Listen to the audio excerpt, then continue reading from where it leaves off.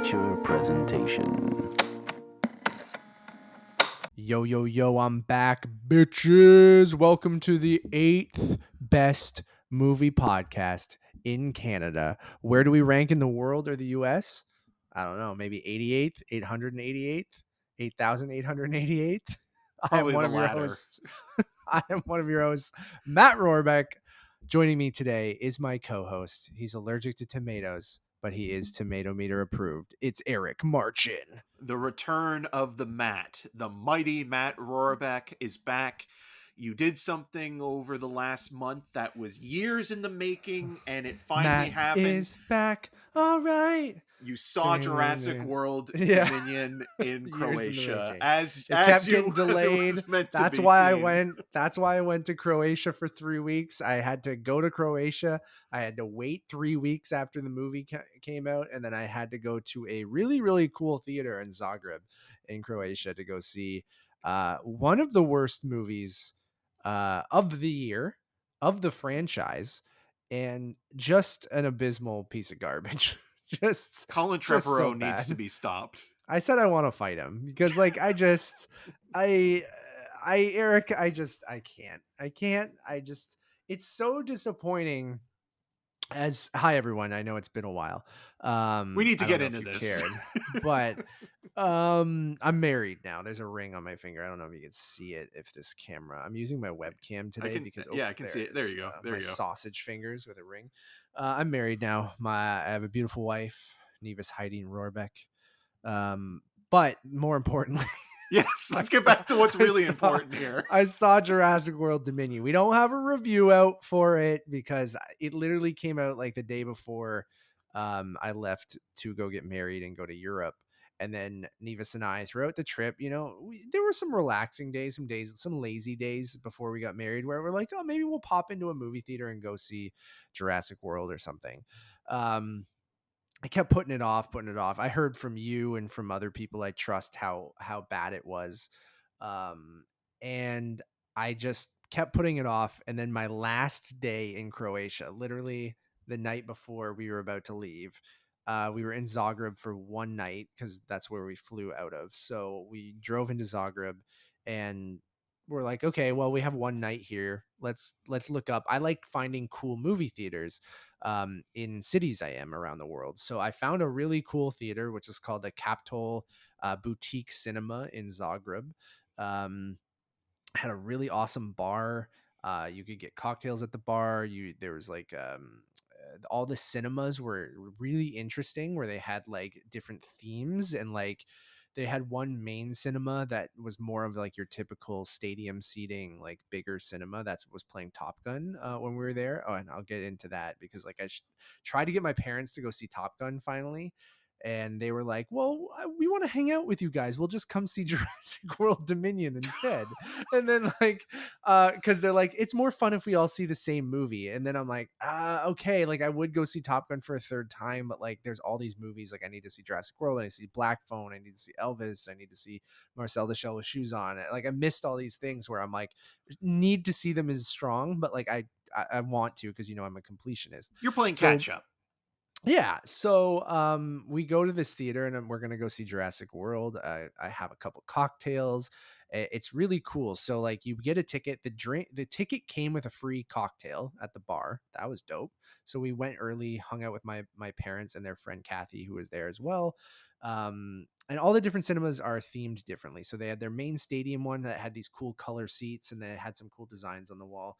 The theater we were in had like a forest design on the walls, and then they had like basically the chairs were these like very comfortable like lounger chairs that had like a table with a lamp right beside you. It was like super fancy, super cool. They had another one that looked like a bookshelf or a DVD shelf on both walls and had similar kind of like an office-y kind of vibe, but like the screen was decent. The sound was incredibly loud, and it was just like a fun vibe. And then also you could get beers at the concession, which isn't new. We can get that here in Canada. I just don't regularly partake in getting drunk at the movies very often. Sometimes VIP you'll get some, but like not at a regular like movie. But this felt like a fun thing we were doing in a foreign country, and I just wanted to have a good time. But and the prices are way different there too, Eric. So a popcorn combo, giant tub of popcorn and 2 beers, half liters of beers, was like $9. Like for all of that. That's And good. I was like, are you kidding me? What about the ticket though? Because you said that the ticket came with a Yeah. cocktail. Is that an additional charge on with the ticket? Like, No, you have to buy this package ticket for this Okay. fancy theater. At least in the cinema we went to. I think they're in the main cinema that was more like stadium seating that I'm talking about. I think they had 2 different sections. One section no cocktail included, and one section cocktail included. The boutique, like smaller cinemas we were in with these like office chair, like an office chair sounds weird, like it's a computer chair, but you know what I mean, like a reading chair, almost like a big Yeah. comfy like chair. Came with a cocktail. Canadian, it was $15, but it came with a cocktail. So I'm like, that's pretty great. Like a cocktail alone in Toronto is $18 usually. So a cocktail and a movie ticket for $15 Canadian, and then this combo with a giant tub of popcorn and 2 Karlovachkos, 2 beers, was $9 Canadian. And like, and then I kept going back to the concession to drink beer because the movie was so depressing that I was like, I'm just going to get hammered watching this movie. And I got shit faced, Eric. I got absolutely shit faced watching Jurassic World Dominion because the beers were only $3 each. So I kept going back to the concession and getting 2 beers. And also it felt like, was it the Godzilla screening that was so hot? Yeah. Was that the one that was hot? This Yes. was like, Eric, it was like Godzilla screening Ooh. in the theater. It was so sweaty and so hot in the theater. So I kept getting these cold beers to put on my face and then just chugging them because I was so hot. And so I got absolutely wrecked watching Jurassic World Dominion with Nevis, my mom, my dad, and their friend Kathy. And I apologized to them after the movie. My mom and Kathy, classic. They're like, it was fine. We liked it. Because that's what my mom says about every movie. My dad, as we're walking out, he's like, what'd you guys think of the movie? I'm like, I'm sorry I made you go see this. It was awful. He's like, oh God. Okay. I didn't want to say anything because he's like, I didn't know if you liked it. He's like, but it's terrible. I'm like, I know. I'm sorry. You should have just seen Top Gun. I should have just seen Top Gun for a 3rd time. I'm sorry you guys all came to this. And they're like, no, it was fun. Like we like watching a movie together. But Jurassic World Dominion, what a hot pile of garbage. A dino diarrhea of It's filmmaking that just is just, yeah, it's brutal. incompetent and just like, it's so sad, really. Like it made me sad and angry and I was drunk during it, so I was kind of laughing at it. And then like Nevis and I, like I was like the annoying guy in the theater who was drunk, like laughing when Laura Dern shows up in the exact same outfit she's wearing from the first Jurassic Park. Or when, are we going spoilers on this? I guess.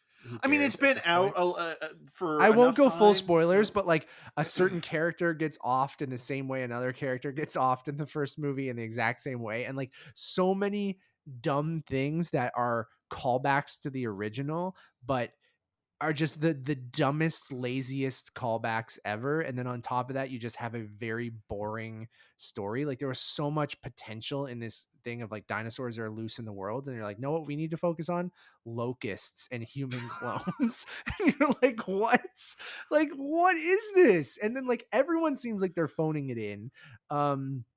You bring back the original cast, and it just like for no reason. And then the villain in the movie, of who, I don't know if that's even a spoiler, but Campbell like Scott it's Dodson. yeah, Dodgson, and like it Dodson! just feels like We got such Dodson a here! reach. Like feels like such a reach, and he's just playing Tim Cook from Apple, and like it's just. And I he's don't on know, the man. autistic spectrum. The way that the character's kind of like awkward and not Yeah. making eye contact. It's like, okay, let's make this guy the villain. It's just like, and I like Campbell Scott. I think he's a good character actor. If you haven't seen And it's Roger a cool Dodger, idea to bring Dodgson back too, and his, but not company, the because actual actor who played him, because that actual he's actor a, is I know, yeah, that's pedophile. horrible, yeah. So I just mean like the character is like a cool idea to bring that character back. Cool idea to have dinosaurs loose. So A many spoiler? cool ideas that you're just like The Barbasol squandered. can, not a cool idea. No. I was laughing my ass off at that. And I think part of the problem is when you have a sequel like this that brings back the Jurassic Park cast, and then you also have, you know, characters that you could couldn't care less about with Chris Pratt and Bryce Dallas Howard. Like, why make them such a big part? Like, I also laughed at the little reference that they made to like the other characters from the first Jurassic World movie working with like the FBI or the CIA, and like seeing those like profile photos of like Jake Johnson and stuff like that, and you're just like, come on, like, do we really need to know like where those people are as well, now, compared to like where they, where they were in the No, we last don't. film? And you're just watching it and you're just like, Colin Trevorrow does not want to make this movie. You can tell he does not give a shit whatsoever. The dialogue is bad. The way that they bring the storylines together in the third act is not only clumsy, it's just like not it's like screenplay writing level 101 when it comes to how you just do things the most lazy kind of way Yeah. possible. And you're just watching it and you're thinking to yourself, like, that's it? Like, literally, like, Yeah. this is where the franchise is going to literally become extinct. It's so upsetting. Like, I know we'll always have that first movie, and we've brought this up before, that it's a testament to how great that first movie is, that all of these sequels haven't completely ruined it and like completely made people hate Jurassic Park or hate the franchise and anything like that. It's not meant to be a franchise. I think that's like, what it comes down no, to. yeah. Is that you had one really great movie, and Lost World's fine, but this was not something meant to be an ongoing franchise or a legacy franchise or what have you, in the same way that the Terminator movies are not really meant to be, sequelized and continually ongoing. You can't, really kind of make anything out of that. And with Jurassic World, it's like, okay, like the excuse is always, how do you get the same characters to come back to the park or the world? Because, they would probably want to stay as far away as possible. But then you introduce new characters that we couldn't care less about. And Chris Pratt doing that whole, like, 11 thing where like he's like telling that's his thing now. Yeah. From the first movie. Who cares? And Trevorrow just being like, yeah, one of these dinosaurs that I've created is like the Joker. It just wants to see the world burn. And you just like, makes me want to punch him in the throat, dude. This makes not only Fallen Kingdom look better, but it makes the Book of Henry more interesting as like a weird kind of like complete one-off joke, but at least it had personality. This movie has nothing. I agree. I don't really have much more to say. Like, maybe we'll, I just, it's to me, it's just sad. I did laugh a lot because I was like, I can't believe how bad this is. I kept turning to Nevis going, this is awful. I can't believe how bad it is, how bad the dialogue is, how generic and boring the action is, and like how uninspired the dinosaurs that they use are, and like, how uninspired it is how they bring back the original cast, and like how, the melding of those two casts, how I don't want to see Sam Neill and Chris Pratt kind of do the same thing. Like, I don't want that. And I don't know what you should have done or could have done other than not do it, to your point. And it does make, like, Fallen Kingdom, I thought was trash, but like, I also now go, well, at least it was like trying something different and like had a voice to it. I guess it's not good. And then Jurassic World, to me, it even makes it look better, even though it's Trevorrow and stuff like that, or it makes it worse because then I go, I don't know, like, it's just, I'm all over the place, but I think it makes those first three movies much better, because even Lost World and Jurassic Park 3 aren't great movies. I think there's nuggets in there that, at least from shot on film or the character actors you brought in, and like, there are some fun things in both of those movies that I feel like are way better now once I've seen the three other things that we've gotten since. So I don't know, as someone who absolutely loves that first movie, nothing will change. Like, you probably can see it, I think, in my background right there, you can see a Jurassic Park poster. So and then Nevis got me a Jurassic Park visual kind of book the other day too, and like, I love that movie. I think it is the perfect action adventure kind of movie. It's just like thriller, and it's just the special effects too, dude. Like, how does the first movie look better than this? It doesn't make any sense to me.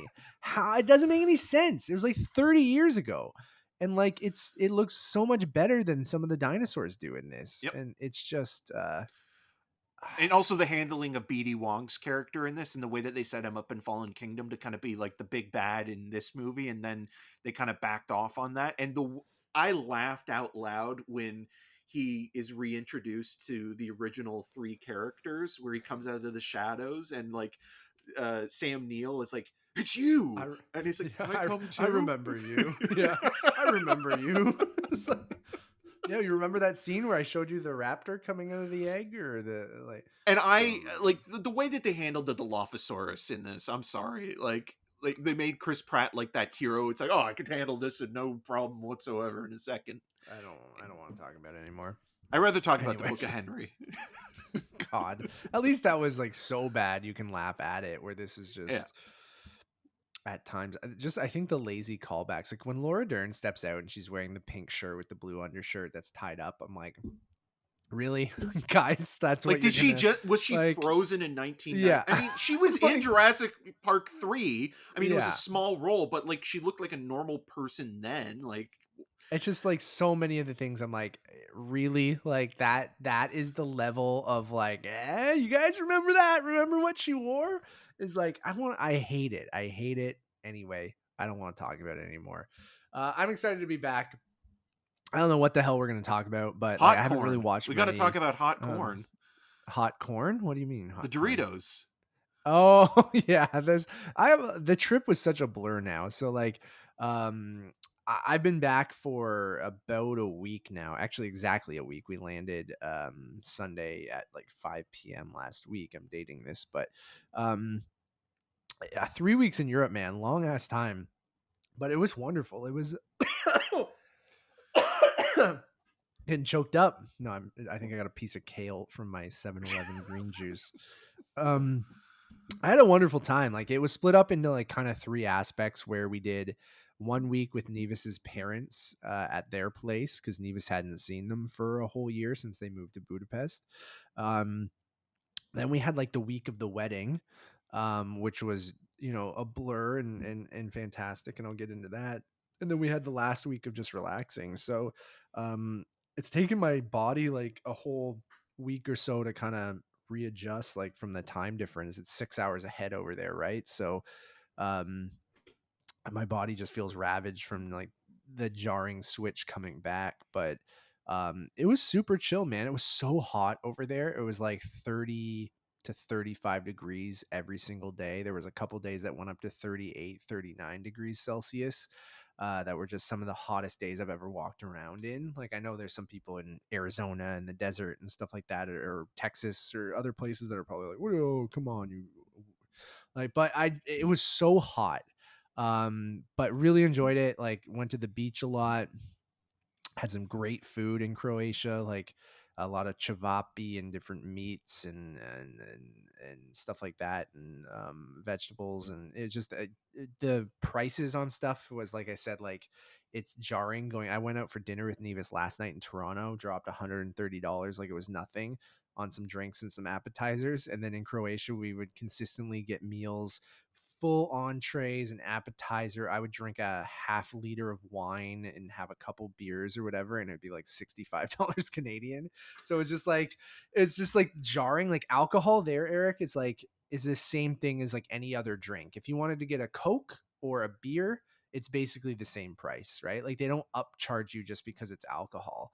And I think that's so interesting. And not that I've never been to Europe before, but I just haven't gone in 3 years. So it was like, stuff like that was fantastic. Croatia, great, beautiful place with amazing like mountains and hills and the sea. And it is my third time going, but it was like the most time I've spent there. And we rented a car and Nevis drove around, and that was the first time we did that. And it was just so nice to spend time with her family. And then the wedding was fantastic. It was really, really nice. Like, thank you. You sent a very sweet message, and it was the day was perfect, pretty much. Like, the only thing is that we had no air conditioning in the hall where we had our ceremony was outside.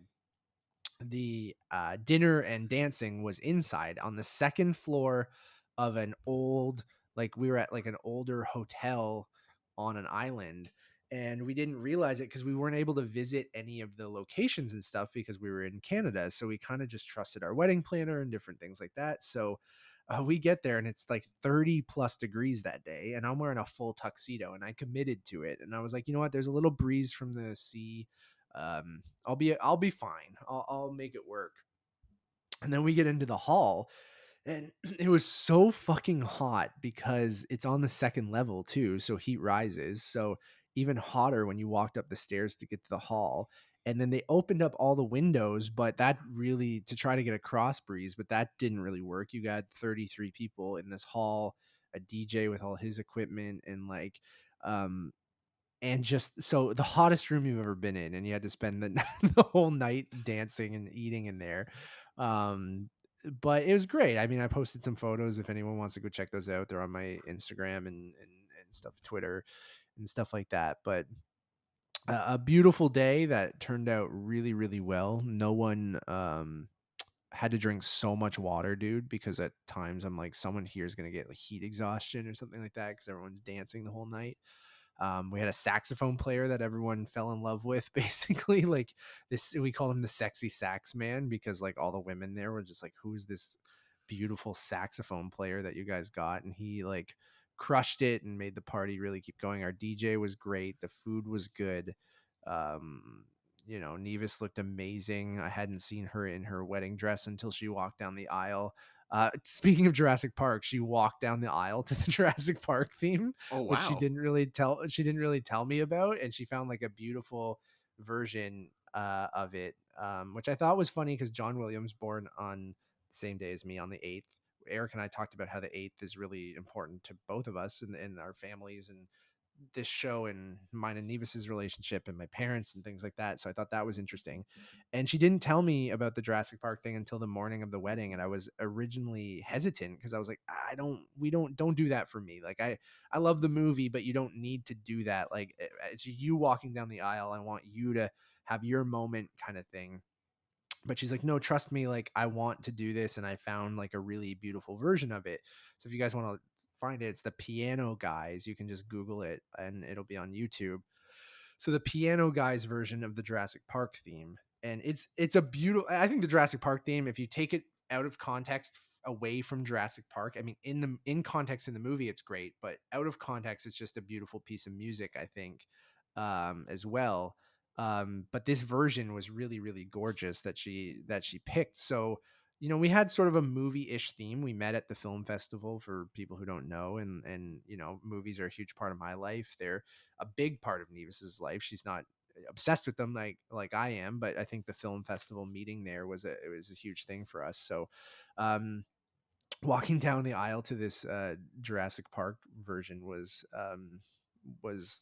crazy, and then her coming down and seeing her for the first time, and I was so nervous that morning, Eric, and like so emotional that morning, like prepping for it and leading up to it.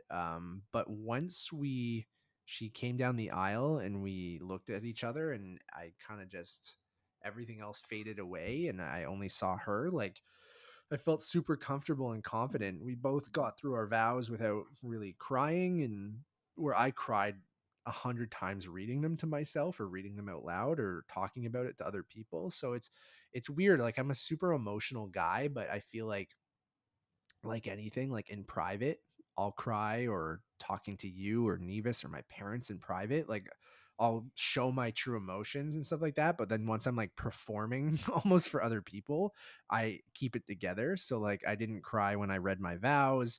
I got choked up a couple times in some of my speeches and stuff like that. But like where when I was reading it in private, I was just fucking bawling my eyes out and just trying to get through it. And both from nerves and emotions and things like that. So it was a really beautiful day. So it was just nice to get away from things too, and married now, and Nevis is the best, and I just had a great time. And I barely watched any TV or movies or went on social media that much. I say that, but I tweeted like over 30 times. I went and counted it. But like I would pop on Twitter and just post something and then go away. I wouldn't just be on Twitter all day or be on social media all day. So it was like super nice to just like unplug and enjoy the weather, enjoy the scenery, and just explore and see different towns. You mentioned I went to Bale. It's called Bale, but I made a Christian Bale joke when we were there. Visited a bunch of great towns and all lovely people. We went on a private boat the next day after the wedding. So basically, we split our wedding up into a pre-drink, basically the cocktail reception the night before the wedding, so people could come and get to know who else was at the wedding. Our wedding was on the next day, and then on the following day, on the Friday, we got a private boat to take everyone out around Roving, the island, and like explore kind of on this private boat where we had drinks and a fresh fruit, and like it was like one of the coolest things I've ever done. Like it was one of those magical, like the wedding was super magical, and then just experiencing all that with my family and Nevis's family and her friends and stuff like that was just so great. And then we went out on this boat, and they just stopped in the middle of the sea by these beautiful like hills and mountains kind of things, and they're like, okay, you guys can go swimming. They're like, you can jump off the boat and just go swimming in the middle of the sea, like. And it was one of those things where like I didn't even bring a bathing suit. I forgot it. Other people did because they are prepared, unlike me. Well, you were And thinking about the wedding, so yeah, that's this was the day after, and I just, I just forgot. And I saw everyone go in, and I wasn't gonna go in, but I'm like, this is just such a cool thing. So like, I just went in my underwear, jumped off the boat, and like went swimming for a full hour in the middle of the sea. And there was so much salt in the water that you would basically just float, like, and you could just hang out in the water. And there's these beautiful scenery, and like my sister and my mom and my cousins and my uncle Mark and my aunt Dana and Nevis and all her friends and stuff were just hanging out. And it's just like one of the coolest experiences of you're sitting there or you're swimming, like doggy paddling and just floating. And you look around and you're like, wow, I don't think I'll ever have this again, where it's just like all these people in this beautiful location, my family, like my mom and dad and sister, like I said, and just looking out at this thing and just in the ocean. And it was beautiful. So, and everyone we talked to was like, that was one of the coolest things that they'd ever done. And shout out to Nevis. She planned that. She found that boat. And it was just it was so much fun. My uncle just being ridiculous with he brought his drone and started like doing drone shots of stuff, and like um did a like, yeah. So it was awesome, dude. And then just hung out and like I said, saw Jurassic World at the end. So it was a good time. I'll shut up now, but that was the kind no, no, of no. Cole's notes of getting married in Europe. And I just really love the vibe over there. It's just, it really is like, if anyone hasn't been, or if you've only kind of stayed in North America, traveling and stuff like that, I really urge you to go outside of your comfort zone and try somewhere else. Like the language barrier thing, not as bad as you think. Everyone speaks English. Um, it's, anything you're worried about, like you just kind of have to let go of that and just go with it. And most of these places, like if you stick in touristy towns, you're great, everyone speaks English, there's tons of tourists there. But if you even go outside of that, like I think that's where you find the best stuff too. Like when Nevis and I would go off the beaten path and just go to some random thing, they have a bunch of places called like agro tourism, and like it's basically like someone's house that's a restaurant. And we went and ate at one of these places, and you kind of are like, this is weird, you're going down like a giant farm field road, and you're just like in the middle of this dense forest, but there's like a farm out there with a donkey and goats, and you're like, is this a restaurant? We saw it on Google. And then you go in and it's just some dude, he's like, yeah, I'll cook you food. And you're like, okay. And you're like, all right. And you sit down and this guy cooks you this beautiful like 5-course Croatian meal and stuff like that. And there was multiple times where we just took weird routes, and like you're kind of scared in the moment because you're like, I don't fucking know if we're supposed to be here. This seems like it's taking us some weird way, but then you kind of just roll with it. And I think that's when the best moments come out. And we stayed at this beautiful villa that had a pool and an incredible view. And so yeah, just a perfect trip. It was great. It was so nice after so many years waiting, and to just to do that. So that was it. You ended such a beautiful vacation on such a turd of With a movie. I know. Should have seen Top Gun. I just like I said that to both my mom and dad. I'm like, I should have just and Nevis, because Nevis didn't like the movie either. And part of me was just like, I have to go see Jurassic World. Like it's been 3 weeks. Like I know it's bad. Everyone says it's bad. Um, but I just part of me needs to. I need to see it. So then that's why I was trying to convince my parents. I'm like, just go see Top Gun. You don't have to come see this with us.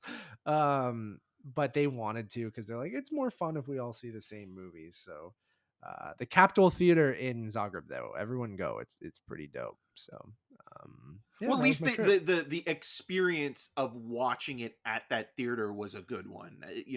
Maybe the movie Got not so much, but the got experience is so worth drunk, it. dude.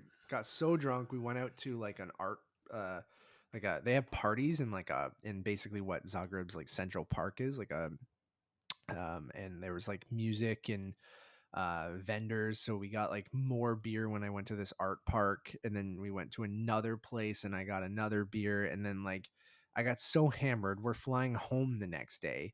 I wake up in the morning. I'm so fucking hungover. It's ridiculous. And I'm like, I have a 9-hour flight today to go back to Toronto. And I'm like, and then we have breakfast. This like the most expensive breakfast we had because we were staying at a fancy hotel in Zagreb. Eat this breakfast, go up to the hotel room, everywhere for What? like I puked everywhere, like everywhere for like it was so much. And I just, is this too much information for people? I don't know. This is who I am. But like I threw up everywhere and I was the most hungover I've been in like a long time. And I'm like, great, I gotta go sit on a fucking airplane for 9 hours now. Did you And feel better though like after oh, puking, after I or threw up, yeah. Doesn't that make you feel so much better? Anyone who's I? ever done that? Yeah. Like it's just it really does. Like you feel so out of it the whole morning, or your stomach's off. And Nevis and I got McDonald's the night before after we were hammered too. So it was just like I felt so much better after I threw up, but like also still very hungover. So like that dull headache and just tired and stuff like that. And I knew I wouldn't be able to sleep on the plane or anything. So there was that. Oh, also McDonald's, and so we can talk about other stuff. Had hot corn Doritos, had some really crappy Starbucks iced coffee. The hot corn Doritos, really good. Their Doritos are more like taste like tortilla chips. Does that make sense? Like they Yeah. taste like a Tostito or something with flavoring on them. Like they're actually taste like corn chips more than Something our you'd almost get Doritos like do. at a restaurant is like like a Yeah, side or but appetizer with thing. the Doritos seasoning on it. Where our Doritos, I don't know what, but they taste way different. Like They're these more taste, processed and yes, everything is a bit more processed in North America. Like that's what I'm noticing. Although their iced coffees in Europe, not really a thing.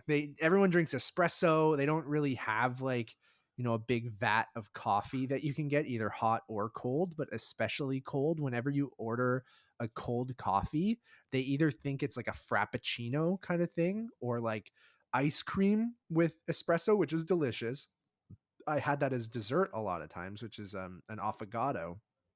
But if you wanted like iced coffee in the morning, that's not really like a thing there. They'd either give you like hot coffee that they poured over ice, and then it's just kind of that piss warm coffee, or it's just like it's just not really a thing. But in Croatia, it's called ledena kava, and like the one place I could get it, how I know it from home, was McDonald's. So McDonald's had ledena kava, a big version of it, even though it was made with espresso. So it was kind of like an iced latte they would make you.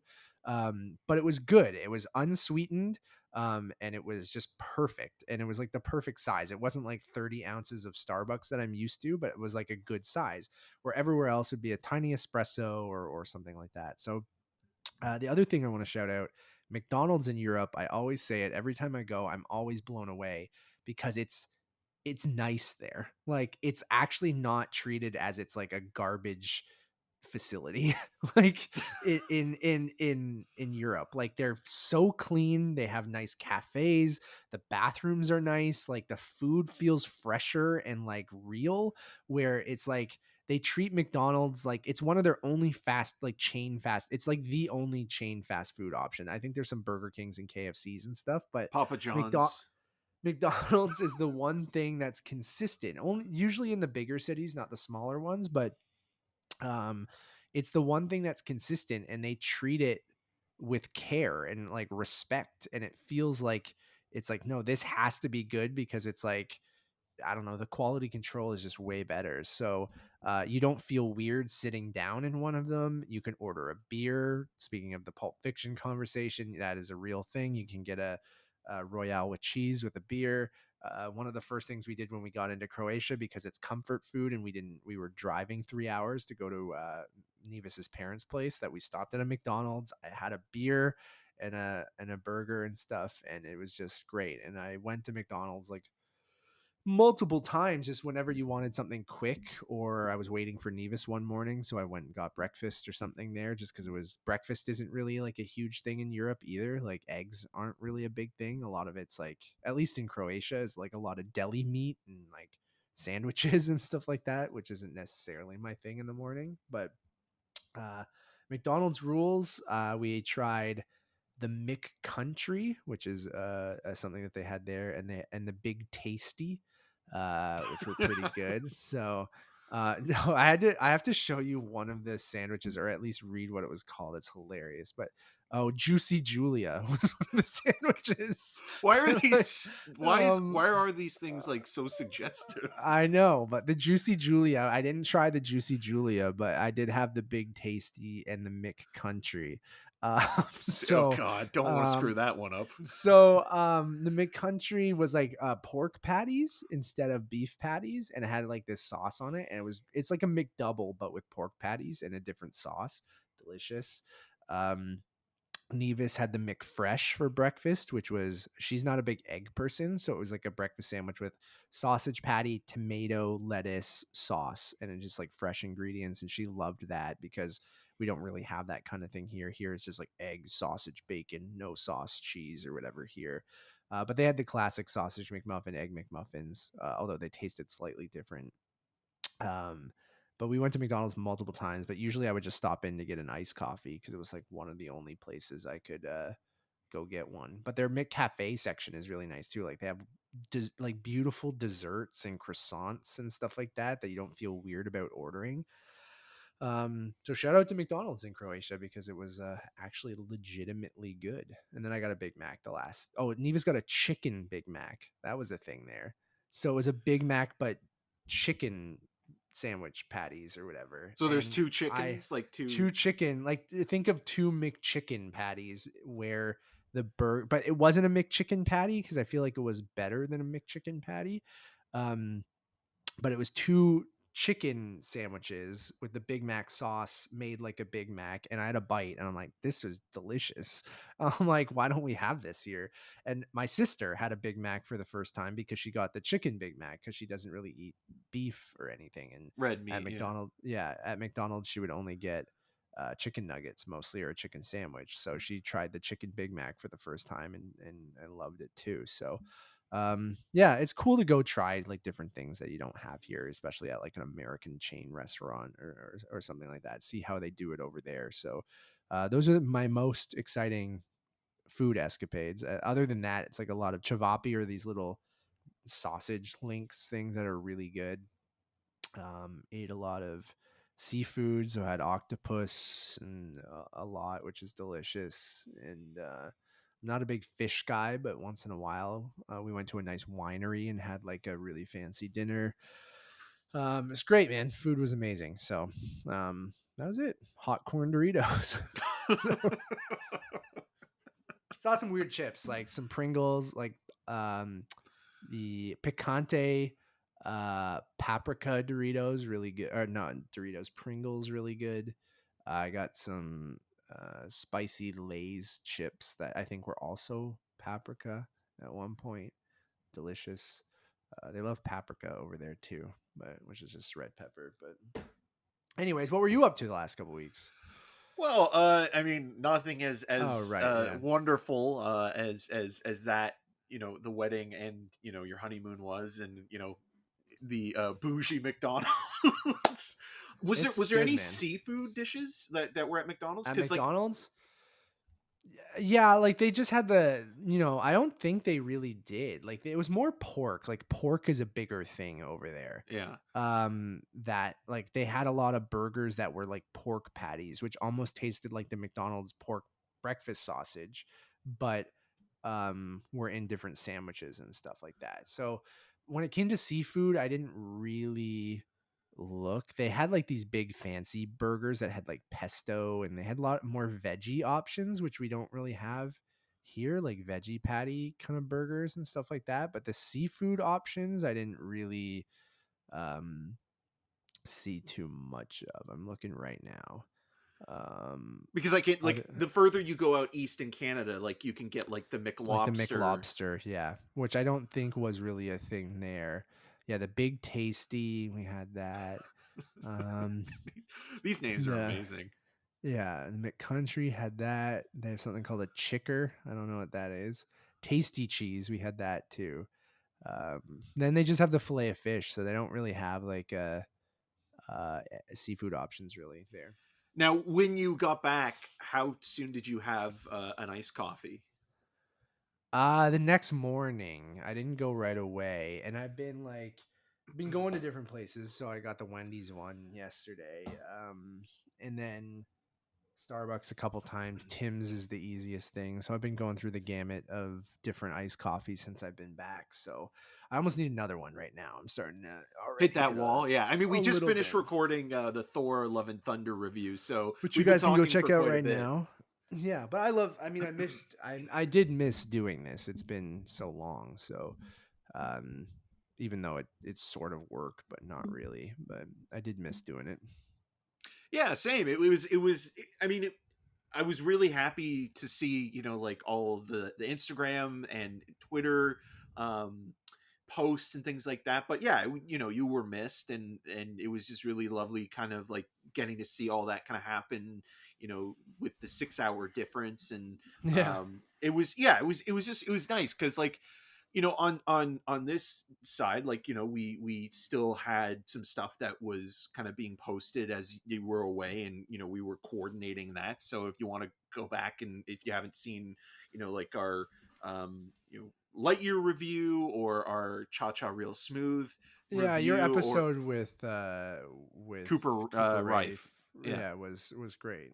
Yeah, and then like the Lightyear animators as well was really lovely to Yeah, talk to them. good So job there with was those too. stuff there, and like, but it was also kind of like, oh, you know what, like it would have been really nice to kind of like have you kind of like as co-interviewing, because I feel like the Daniels interview that we did was so really well done and engaging. So but yeah, but it was, again, like it was really lovely to see, for those few weeks, like you and Nevis, like having planned this for so long, and having Yeah. so many delays, and obviously all of them being out of your guys' control, and with the pandemic, and things like that, kind of finally coming together. And it was just also really nice to see, like, everybody really just like happy, and because I mean, while you were in North America, it seemed like, at least in the US, everything is turning to shit, with, Which has been for the last couple of years. yeah, But yeah, Roe v. Rovers, Wade, yeah. and gun control and things like that. And then just like on, like, personally, I talked a little bit about it in the Cooper thing, but like, my grandfather's really sick right now, and he my family is looking into palliative care for him. So it's very sad and Yeah. upsetting. And so when you get any good news, or get to talk to someone like you, or my brother Kyle, who right now is working on his short film, which is in post-production, called Heap, which is wonderful as well. Those things kind of help keep you going. And so like, that's something that is just really important, to have something to look forward to, or just be happy for somebody else. So yeah, those few weeks, like nothing big happened here. I'm trying to think of like anything like Yeah. major. So No, I mean, even me keeping up with things, on the entertainment side of stuff, like I watched the Barry finale, which was fucking incredible. It was so good. Oh yeah. Um, which like the 6 hour time difference made things interesting. So I would watch Miss Marvel and Obi-Wan Kenobi basically as they dropped on the service because it was 9 a.m.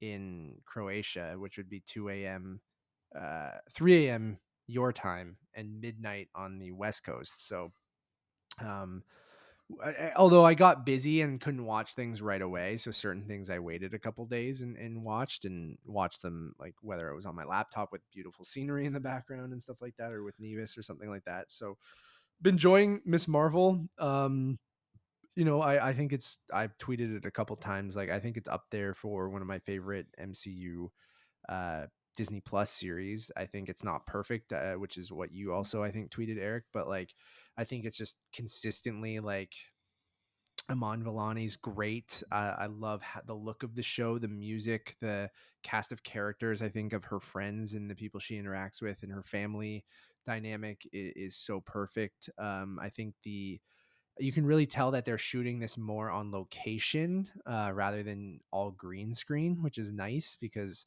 I think a lot of Marvel stuff when we get more into that cosmic, and we talked about it in Thor and other things, like you have to use the volume or green screen a lot. You can kind of really start to tell, I think, more when something's not on it than when something is on it. So I'm really enjoying that, and even going to Obi-Wan Kenobi, which is on the other side of things, where obviously a lot of it is shot on the volume and you can kind of tell at times. But I liked how Obi-Wan Kenobi all came together. Like I feel like it's nothing.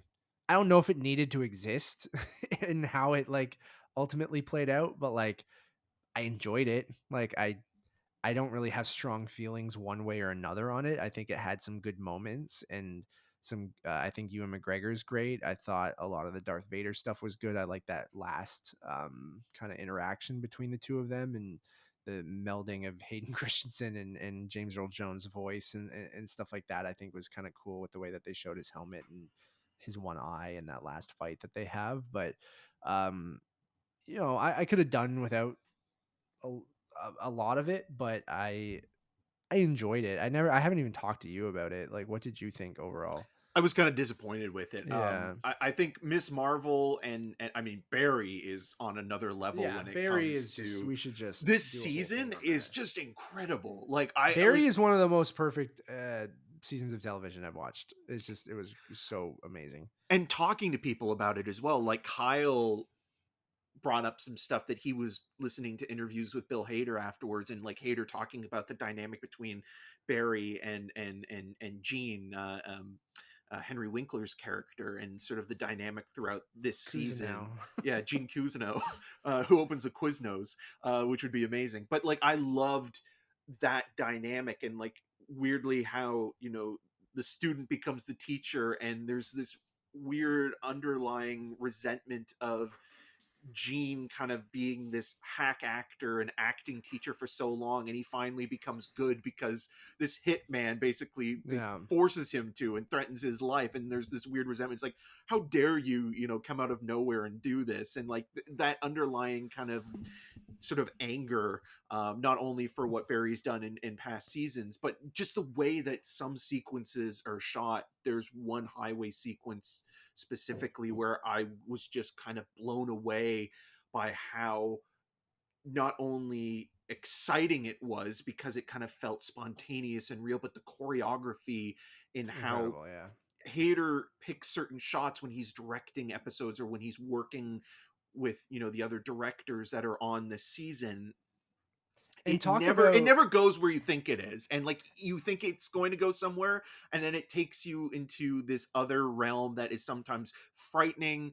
I mean, we were talking about Thor Love and Thunder, I was gonna bring tonally. up that's exactly the point that I just was Yeah. waiting to jump in, where I'm like, Bill Hader has shown that he can do that and do it masterfully. And I know it's not all him, like, but next season he is directing every episode, but he did direct like the bulk of the or half of them this season. And then his writing partner did the other half, right? Yeah. That he writes the series with. So Bill Alec Hader is Burke. Yeah. yeah.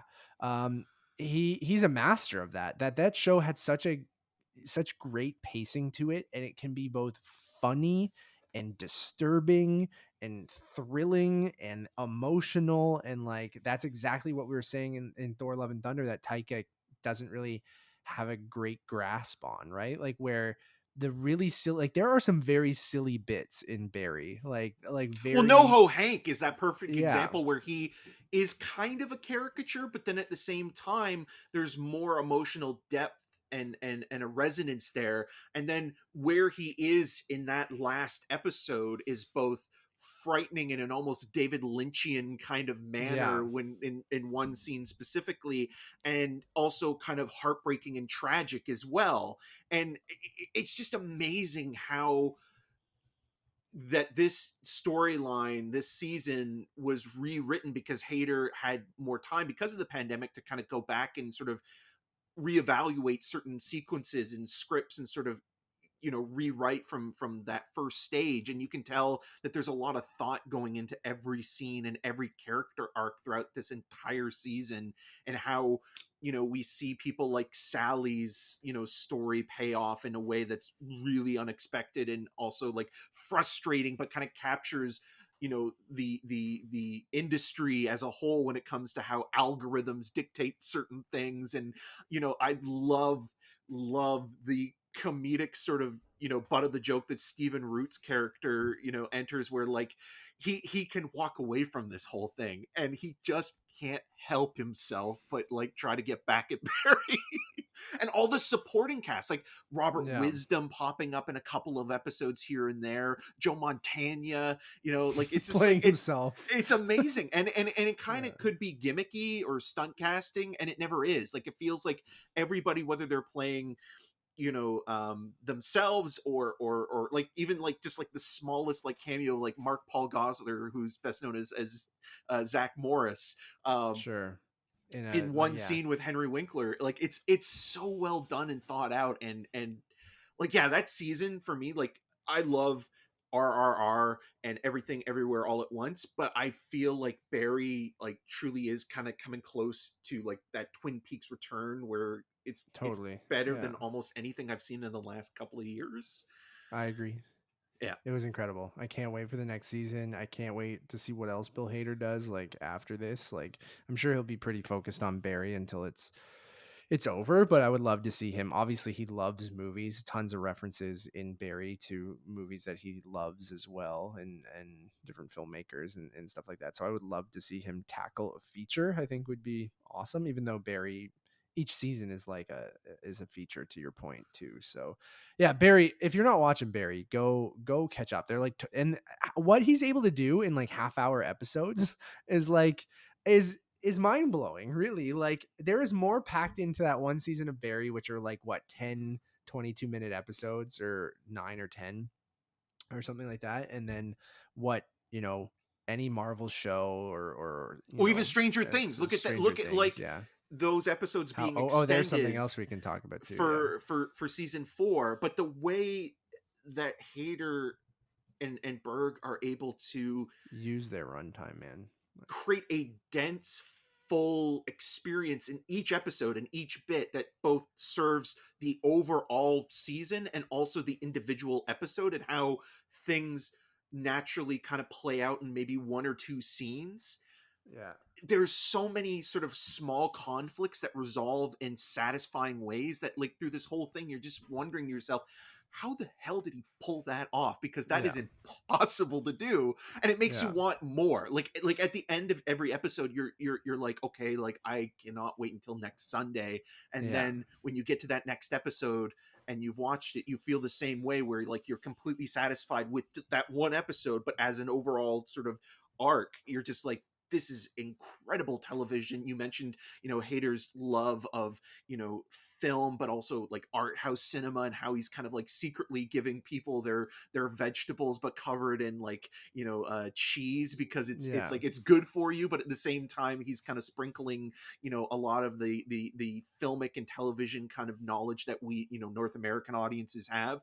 And yeah, you're just like, this show and his performance, I think like that's another thing that I was truly like, this whole series I have been so surprised. Like I've always liked Bill Hader, but like Yeah. what he does on this show, I was like, okay, this is as good as any, Oscar winning performance by, a thespian actor. Like, that transformation is both dangerous and personable, and him kind of working on himself, but also trying to help others, but then also fucking up. And, everybody in this is a very complicated and fully developed individual, and nobody's just Mm-hmm. one thing. Yeah. Totally agree. Go watch it. Fuck, I love the show. It's It's so great. good. It is so good.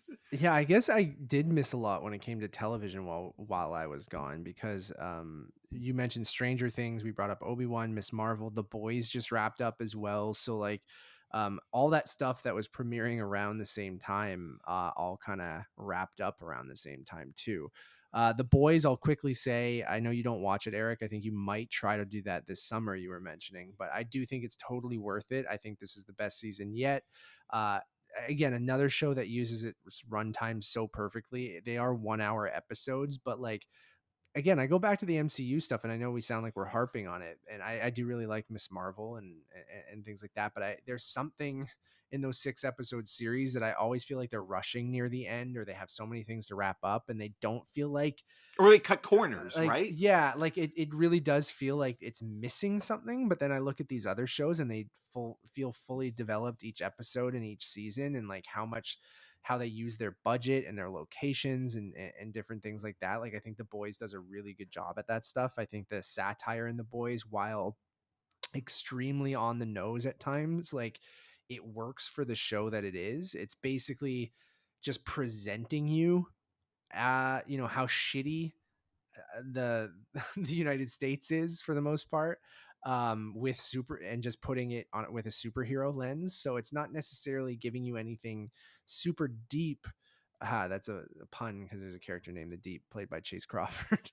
But like but it presents it in such a entertaining way and in such a engaging way that you kind of don't mind that it is pretty surface level, because it's just going, okay, what if if Donald Trump was Superman? That's basically what Homelander is.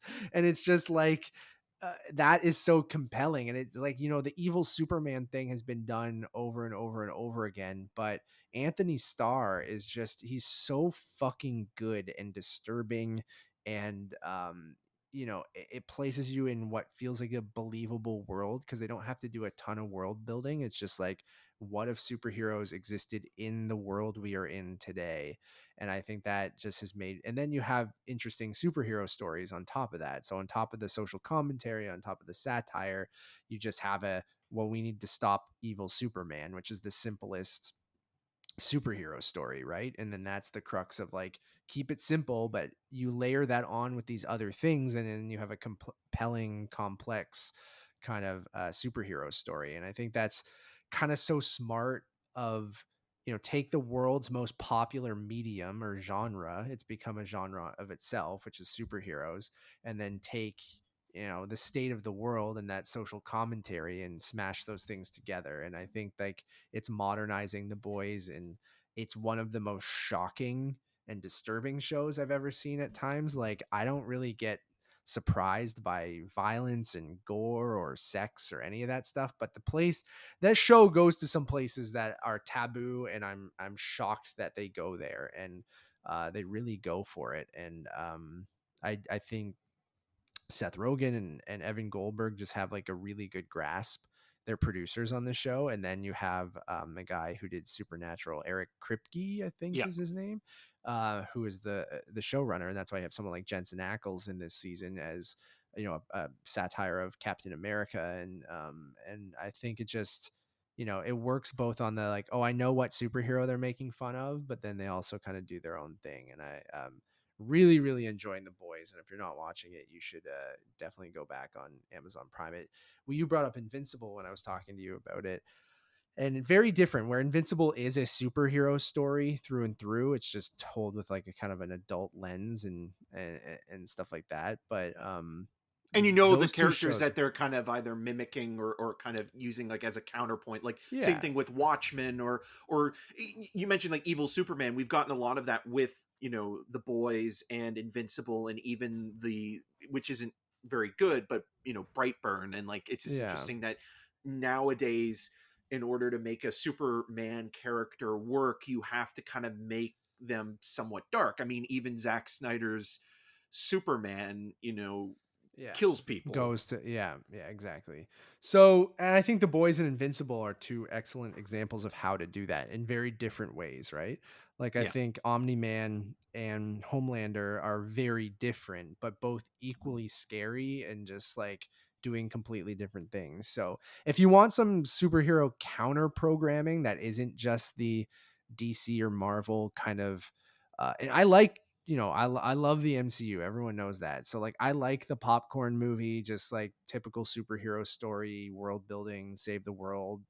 Stakes are there, but the main characters aren't really going to go anywhere until they're going to go somewhere. So like The Boys and Invincible, I think are, if you're looking for something that takes that and does something unique with it and something different and shocking and unpredictable, then go check out The Boys and I put Invincible. I've been Peacemaker in there as well. Peacemaker, yeah, which is And DC, but they have yeah. been able to kind of break that mold a little bit, And right? And even with Harley Quinn coming back, oh like, yeah, that's something that is kind of, yes, it's within the, a very popular section of comic book branding, but it's doing something that's a little bit outside of the purview of what we're getting in the mainstream kind of blockbuster yeah. avenue. Yeah, and shout out to DC for and Watchmen. That's a DC property as Yeah. well. Damon Lindelof's Watchmen. Go check that out too. But I've been itching to rewatch Watchmen. I've been itching to rewatch Invincible. I'm so pumped for Harley Quinn coming back, like you said, and I know they're shooting Peacemaker season 2. I think they're starting very, very soon. So, And they also y- announced an Amanda Waller series as well with oh, Viola did they? Davis. Yeah. Oh, I didn't know that. Yeah. There you go. Um, yeah, Invincible, I hope we get soon. I don't know. It's probably going to take a while, but I cannot wait. And I think I will wait until season 2 gets announced for that rewatch because I'll just rewatch it leading into season 2. Um, but I love Invincible and I can't wait for it to come back. I know they started doing the voice recording, so that means that they're sort of starting to put it together, but I know animation takes quite some time, especially with hour-long episodes like with Invincible. So, and then finally, Stranger Things, which I know we were both. Did we actually review the first half? I Yes. forget. Did we put Did out a we? review? I'm looking this Or up did right we now. just, I'm looking it up too. Did we do a Stranger I Things? thought Yeah, we we did did. something. Okay. Yeah, we did. We did. Yeah. We did a part 1 review. So, That's how memorable it was. maybe I don't think we necessarily need to do a part 2 review at this point. We can just keep it in here. Maybe I'll put it as a separate time code. Um, yeah, part 2 came out, which was 2 episodes, basically 2 little mini movies, 1 an hour and 20 minutes, 1 2 hours and 20 minutes. Um, and I will say I was with you, and I know we were both kind of mixed negative on the part 1 of the season, and I feel mostly the same as the season has ended. I think it is overstuffed. I have a lot of the same complaints I had in part 1 that weren't necessarily resolved, with like too many plot points. Feels way too bloated and overstuffed, and the pacing was all off because of that. But I will say, I gotta be honest, I liked the finale quite a bit. Watched it on the airplane with Nevis on the way home, and I was surprised. I'm like, you bastards. Like, I was pretty negative on this season, and they somehow made it work for me in that final episode, like where I did think things came together pretty well. I did think it was thoroughly entertaining. I liked the final battle with Vecna. I liked the pacing of that final episode. um to me, it did really feel like um almost a feature film of Stranger Things in that last episode, and we did watch it in 2 parts, so that maybe helped. Even like, we took a break to eat the plane food, the shitty plane food that came through, and then we finished the episode after, right at the we paused at the perfect time.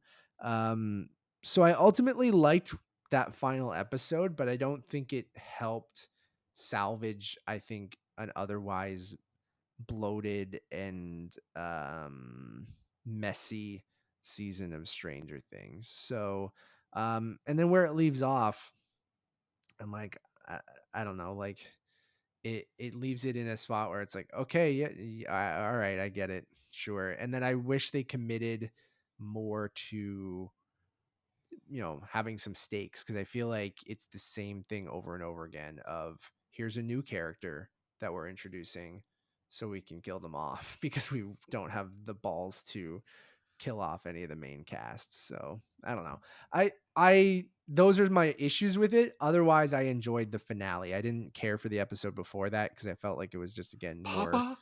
like, yeah, it's just more, all right, let's fucking get to the point. Where I feel like if we got to this last episode a little bit quicker, I feel like this season I would have maybe enjoyed a lot more, because I did ultimately like, I liked the master puppets thing, even though it's very silly. Like, again, I liked, I don't know, like, I liked the battle with Vecna. I liked the teams coming together, and I thought it really, like, I really got hyped when they had the techno version of Running Up the Hill, and you had uh Hopper with the sword with the Demigorgon. You had the different groups all attacking who they were supposed to, and like, that all really worked for me. Like, I actually got super hyped in that moment. I was like, oh, this is fucking awesome. I really like this.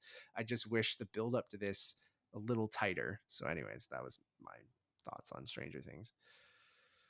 Yeah, I thought it was a pretentious, over bloated, extended, Nightmare on Elm Street movie, and like done in the most kind of contrived manner possible, to the point where those last episodes, you mentioned sort of the cutting between, the storylines kind of converging together, almost verged on parody to it's so self-referential and pretentious and indulgent in how it handles the characters and treats them like they are really emotionally sort of binding to not only the stories that we've seen in these, 4 seasons, but also to you, who, like, when you watch it, it's like, okay, this is fine disposable entertainment and what have you, and I get what it's referencing and what, the heart it's wearing on its sleeve. But then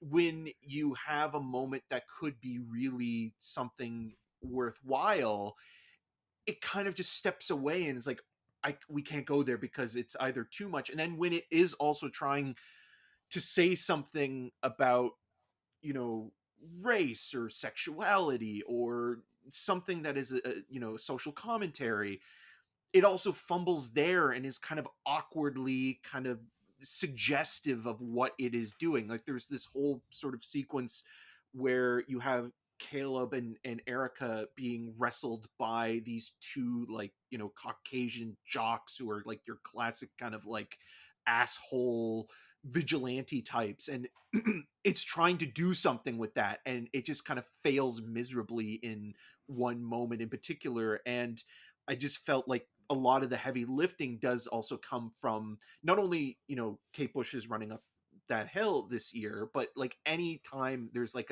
a music cue, it's almost like, okay, well, you love this song, especially like if you grew up in the 80s or have heard it before, and it's going to kind of carry you into this moment that is going to be more meaningful. And then how, the relationship between Will and Mike, like that one scene in the It's van is awful. It's is really bad. offensive. Like, it is Yeah. so bad on not just a, structural, character development level, but just like, this person is having a literal breakdown and Mike doesn't even notice. Like, Yeah, that no. is bad. It's Like, really that is bad. just Yeah, I bad agree. writing, that is bad And directing, the that is performances aren't great in those in no, that no, scene no, no. either. And Yeah. I think the performances are very inconsistent. I do like, Maya Hawke and Joe, Curie, Yeah. but Steve's great. Yeah. but again, like, for all of that, it's like, these episodes could be 30 to 40 minutes and I'd be fine. And I I think agree. because it is extended, like, you're watching one episode, and by the time you get to the end of one episode, you feel like you've watched three. And I feel like that is where the kind of The pretentiousness pacing and comes into play, because it's like we're giving you this, grand story that's all going to come together. Like all the stuff in Russia could have been cut down I yeah, I agree. by half, and like By 3/4. yeah, Mm. and like the stuff with Mike The and the boys, skeleton dirty crew. Mike and the boys, Dirty Mike and the skeletons. Yeah. could have been cut out, and like even the kind of like even the stuff with 11, like I just All the backstory could have been cut. It's yeah. like you need some of it. You made a obviously, joke about like, comparing it to Lost with, Matthew Modine tattooing people. Like yeah. that's literally like the Lost episode where we learn how Jack got I'm like, those did we need more tattoos. Matthew Modine? I'm like, we No, got he's enough terrible. Matthew Modine. We got enough of him in season 1 that like, you could have told that backstory in like a really like one episode. Yeah, like somehow you didn't need to spend as much time as you did. Like I get why, because of the connection with Vecna and stuff like that. But like, and I even like, I'm fine with like even retconning things and the whole Spectre.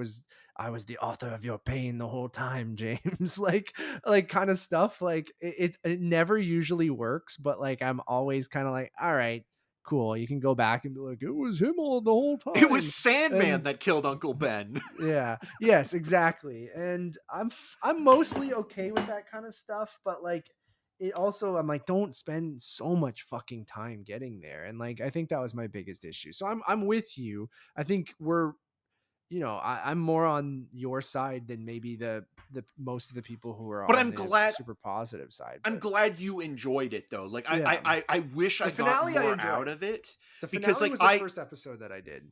I think like I think Joseph Quinn like is good as Eddie Munson. Like I get that.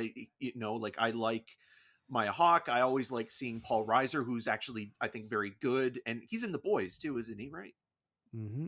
Yeah. So He is. like he's one of those guys who like you look at, like obviously the Duffer Brothers cast him because of something like Aliens, and in Aliens as Burke, he is such a fucking asshole. But in this, he's a very nice, subtle, complicated person, and I felt like that was the kind of character work that should have been done throughout this entire series and in this entire season.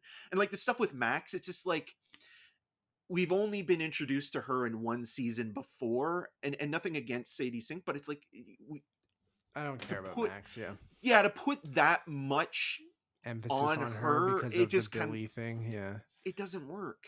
I forgot. You I'm know? like, oh yeah, Billy. Okay. I'm like, yeah, I agree with you there. I think you gotta focus on the original characters. Like Max doesn't do much for me.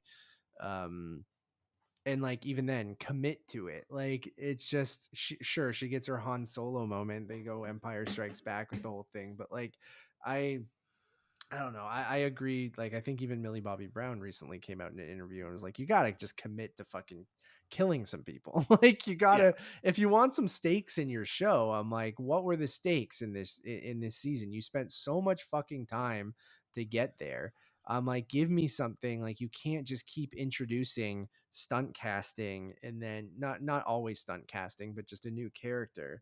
And then that be the thing that, you're like, oh, this person we just knew for the last, sure, this season felt like 100 hours long, but like, I don't know. I know that they're children still for the most part, but like, you've killed other kids off before. Just like try to do something to give me a little bit. It doesn't need to go full Game of Thrones, but like, give me a little bit of reason to be scared. Like, because once you even Matthew Modine, right? Like in season 1, it's like, okay, you think he's done, but the way that they kind of like bring him back, they don't really even give you that much of an explanation how he survived the Demigorgon. It's just like, okay, he's back, and I would not be surprised if somehow he survived being shot. Yeah, sure. Spoiler alert. But yeah, even Vecna, it's just such a lazy ripoff of Freddy Krueger to the point where it's like, let's get Robert Englund to be his dad in one scene. And it's just like, okay, I could be watching the Nightmare on Elm Street films, which, they're not masterpieces by any means, but at least when they were being made, there was a little bit of an effort to be kind of fun and creative with even just the death sequences and the dream sequences. That in part 1, where there's not a lot there, and there's not a lot even in the final Even two I agree. episodes. In the Upside Down, I said this to Nevis when we were watching, where I'm like, I don't understand the rules of the Upside Down. Like, they have guitars and a guitar amp that you can plug in, but like, and play noise out of. I'm like, I don't understand. I get it's like a mirror world kind of thing, but Well, like, like, do it's bullets even work? Like, because they're trying to yeah. get guns at one point, which is also something that's kind of a little bit like, it's not necessarily the series' fault, but right now, where When they America go to is, that and when you have store, yeah, I yeah, agree, and you're and they're kind of just like selling them to children. Yeah, yeah, I agree. Um, yeah, I'm like the rules of the Upside Down. It's not even that interesting looking. And then I just don't get like how it works, but that's fine. Anyways, I don't know. you're not I'm supposed to get how it works because probably sure. the Duffer Brothers don't even know how it works. Well, or It they'll just kind of explain looks it in season cool 5. I because we will say ripped it off of Under the Skin. season 5 of them all coming back together, I guess I'm more interested in, because I do feel like separating everyone for this season wasn't like a super great choice because of that messy cutting between 11 different storylines. But I don't know, man. I'm happy that season 5 will be the end of it. I've enjoyed the ride. But I'm okay with it being done, and then in 20 years they'll all come back. So um which is just the circle of life at this point. So which I know, I'm like, I guess it will be nostalgic for the 2000s when they come back in Oh 2000, God. like, because then like that season will take place, which I'm sure it'll involve some sort of bullshit time travel thing or something so they can go to a different time period. But um or it'll just They're all take place in listening to Corn and 2006. Puddle of I hope Mud so. and Yeah, POD. I hope so. I hope we get a sequence where someone's playing some Creed. Yeah, Um, Hopper is just like, have you heard about Limp Bizkit? This band is yeah. amazing. Yeah. And there's a whole sequence where they're killing a demigorgon to Nookie. So I I don't actually think that know. would be good. You're selling me on this. You watch anything else? I mean, yeah, While I during the watch a lot break of or stuff what? that We didn't that's review and shit like yeah, that's that, on or Rogers that you can see like Marcel the plug Shell it, with shoes plug it, on and baby. stuff like that. So just go to rogerstv.com/cinema scene. But RRR, which is available on Netflix, at least in Canada, I think it's also in the US as well. Yep. The Hindi version is there. So the Telugu one, I which did find is a streaming site on Z5. Z5, So yes. Z or ZEE5. There's a streaming service where you can watch the original language at Telugu. Is that what you said? Yeah. Yeah. On there, which I did subscribe.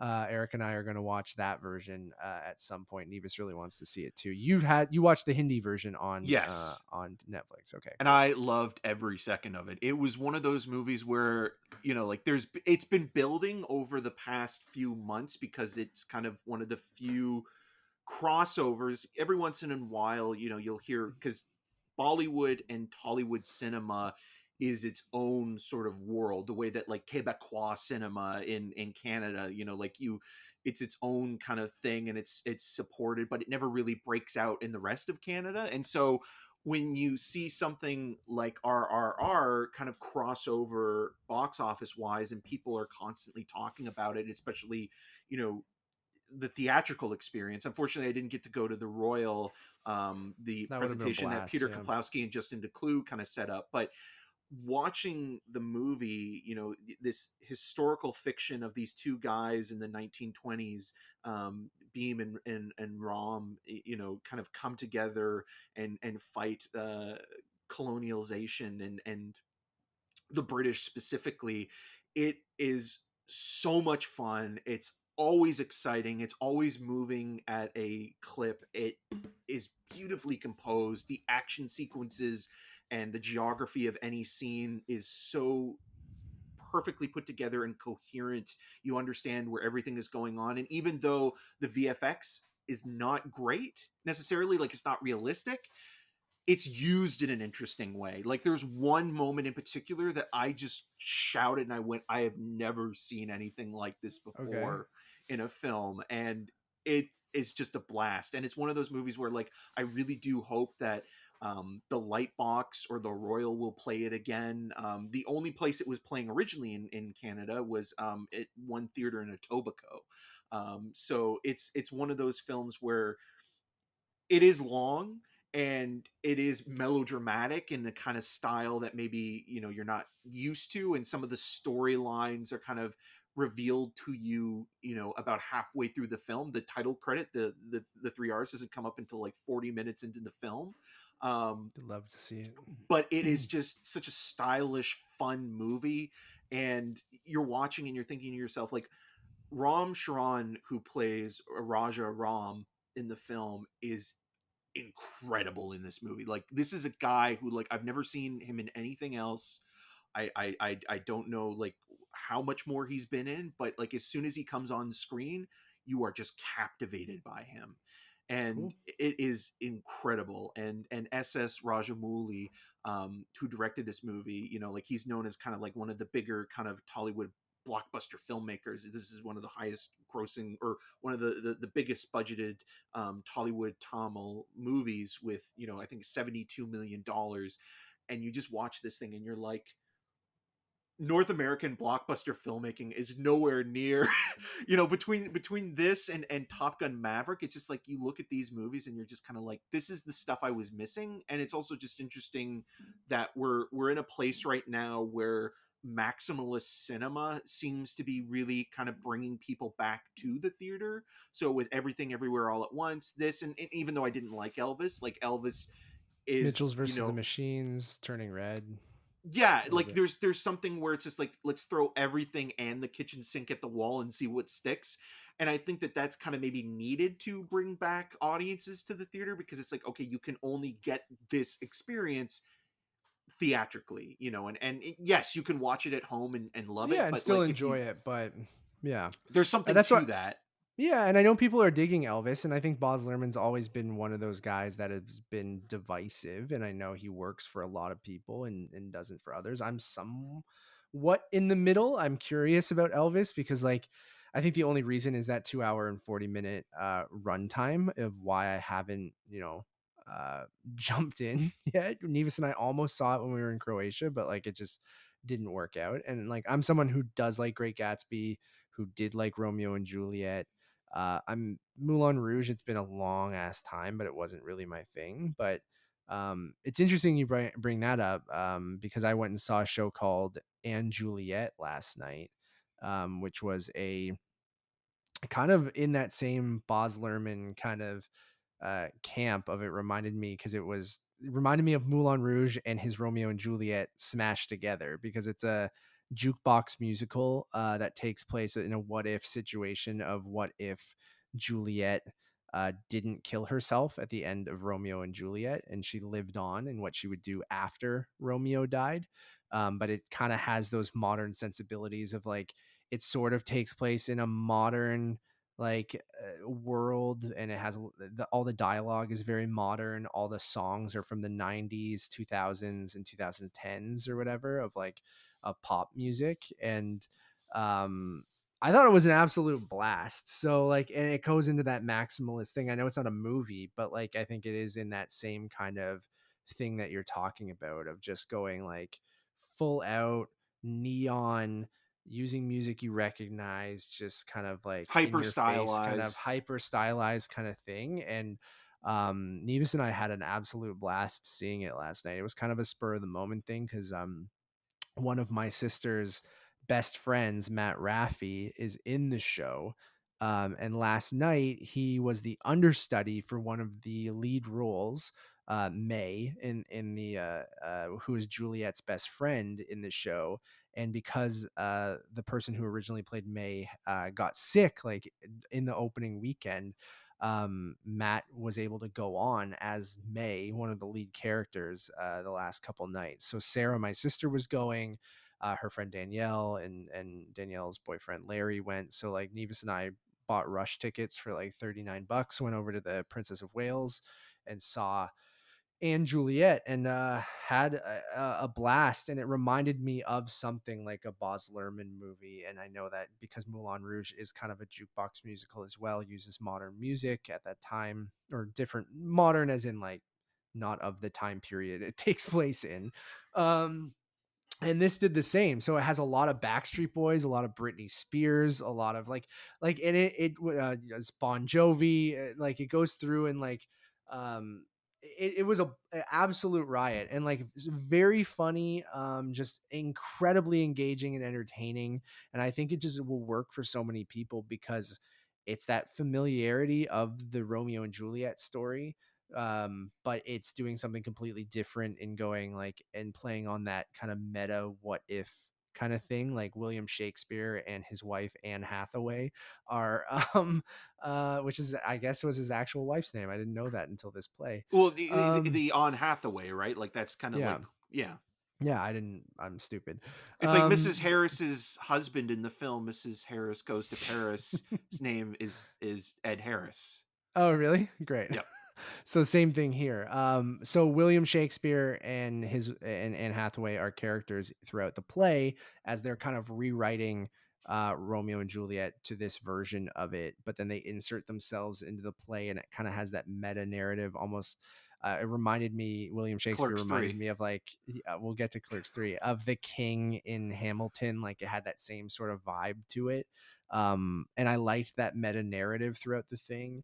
And then the music was just great. It's just like, jukebox musicals aren't everyone's thing, but like I really kind of dig them because the familiarity from the music, and then this it lets you easily follow the story, I feel like, as well. And I was really impressed with how well they wove the songs into the narrative of the play and made them feel like they were original musical theater songs for the show, right? Like the dialogue of a lot of the songs were very much integral to the story of the play, and I thought that was a very creative way of which I guess most jukebox musicals do, like Rock of Ages and other things Well, too. But Rocket Man, right? I mean, you look at Rocket how Man, which is all Elton John, but like it's still a jukebox musical. But I guess something like Rock of Ages is more of a comparable because it uses rock music from multiple different artists. And what like weaves it into the story. So that's what this kind of does. And some songs worked better than others. I think I liked more of the like 90s and the older music rather than the more contemporary music that they use. Like they use a couple like fairly new songs, whether it's from The Weeknd or Justin Timberlake or something like that. And I think those maybe I didn't vibe with as much as the other stuff. But I'm saying, like, I don't see a lot of live theater. I do like live musicals quite a bit, but this is kind of reinvigorated being like, oh man, these, like, if you can get a rush ticket or something like that, which we did, is if you buy it the day of the show, it's like $40. um it's absolutely worth it, and I think people will have a blast with it. Like it's nothing, like it's just, I think a really good coming of age story about Juliet, you know taking control of her own life, and there's some really, really funny moments, and the production value is great. It has like three big LED screens at the top, and then the set is really beautiful, and it uses pyro um, and like plays on like sorry, Nevis is texting me some stuff, so I was reading it as I said. Pyro and confetti and all this stuff, like really beautifully, and like is a very elaborate, like you said, in your face kind of bombastic. bombastic show. So I highly suggest, if you're in Toronto, it's here until mid-August, and then it's going to Broadway. So it's like this is a pre-Broadway kind of thing, engagement to kind of like prep them for their big Broadway run. And I think it is absolutely worth going to, and you'll hear some good music, some good performances. You know, if you like Romeo and Juliet, this is a fun spin on that. I think better than um what's the Romeo and Juliet Sundance movie we saw? Like, I know Romeo and Juliet's been done a Oh, bazillion hashtag times. our Yeah, which is kind of doing a similar thing, right? Of trying to modernize it and stuff like that. But like, I think this does a better job at, you know, taking what we know, doing something completely fresh with it. And it's written by one of the writers of Schitt's Creek. I saw Annie Murphy randomly in front of a taco place, not last night, but a couple nights ago. So I thought that was funny. Because she must have gone to the opening night. I think I was talking to my sister and Annie Murphy was there. on the opening night. And yeah, seeing my sister's friend Matt, who I know in one of these lead roles, was awesome. He crushed it, and it was an absolute blast. So I highly suggest going to see it. And you said your brother's friend was in it too, right, Yeah, Eric? Brandon Antonio has a role. He's one of the cast members as well, and he's been. It's just been exciting to see him kind of really do well with it. So, Mhm. yeah, it sounds like a lot of fun. So I'll probably try to catch it if I can in the next You month or should, so man. before Like it I know you're goes. not a big theater guy either, though, right? Like, No, I'm trying to think of the last time I went to a theater production. It's been a while. Like I think I went like to Sweeney Todd once. But yeah, it's theater. I mostly appreciate from the point of view of like a film adaptation or something like same that. But usually, yeah. like we've talked about, like the way that it's better to see a live version of something that's been shot, like something like Hamilton, than sometimes to see like a Rob Marshall adaptation of something. So Yeah. yeah, it's one of those things where like it does sound like it is a lot of fun, and Romeo and Juliet, to your point, has always been an inspiration or a foundation for a lot of playwrights or writers to kind of take that original concept, or the story of two star-crossed lovers, and then kind of remix it or rewrite it, or kind of distort it in a way. I mean, obviously the one that comes to mind as well is West Side Story, like the way that kind of is basically taking from Shakespeare, but then kind of doing its own thing and building a world out of it. And it kind of sounds like, this does something similar where, Romeo and Juliet is the basis, but then it's also creating something that It's is like yeah. somewhat more original, or at least kind of Hmm. trying to do something different with it. So, Almost like a sequel with a meta narrative throughout. It's fun. It's a blast. I definitely suggest anyone to go see it. And it's go get those rush tickets. You just buy them the day of. They're $39. Like it's a steal, really. And then I'm seeing another play in a couple weeks because I'm seeing the Harry Potter and the Cursed Child on August 2nd. So I'll report back with that. Pumped to go see that with my whole family. So I'm just a little theater boy this summer. So it made me go, man, I actually do enjoy this quite a bit because it is just a completely different experience, right? Like, and I think musicals are super fun and super engaging. And like, I think I like that more than just like Harry Potter is just, a play. There's no music in it, obviously, but um, I just think musicals, seeing them live, like hearing these people perform it live with the live band and the spectacle of it all is so much fun. And like it reminded me being like, oh man, like yeah, when I saw Book of Mormon, that was incredible. When I saw Hamilton, that was incredible. Like sure, I'm picking and choosing, the best shows that people say are really good, but like the it populist stuff, where like you're not going yeah. to go see like a traditional adaptation of Uncle Vanya. You can watch Drive My Sure. Car instead, Yeah, yeah, exactly. Exactly. But I know Hamilton's coming back at Mervish.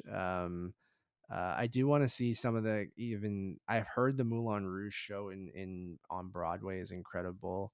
Uh the Mrs. Doubtfire musical, come on, gotta go see that. like uh I'm absolutely down to see that if that ever When comes was the here. last time you Um watched Mrs. Doubtfire the movie? It's been a while. Do you think it doesn't hold up? Or like No, do you think not at it's all. like in a problematic way or just not in a No, good just way? that it's not funny. I think it's like Right. when you're a kid, Robin Williams is much more funnier than when you're an adult looking at him. It's the same thing with like Mhm. Jim Carrey or anybody, where like there are some cases where it still is. Like I rewatched The Naked Gun, 2.5, Sure, uh, yeah. and it still is extremely funny. Like that movie is wild. I mean, the most problematic thing being OJ Simpson, um, Yeah. but like yeah, there are just some things from your childhood that like if it has been a while and you haven't watched it, maybe go back and double check Oh, just to totally. But I am curious they turned it into a musical. yeah. Mean Girls is coming to Mervish. I know that, which I do want to see that as well. Hamilton's coming back. So live theater. I know this is a movie show, but I'm sure Anne Juliet might get turned into a movie eventually. So Gotta we wait get for so Cats many. to come back.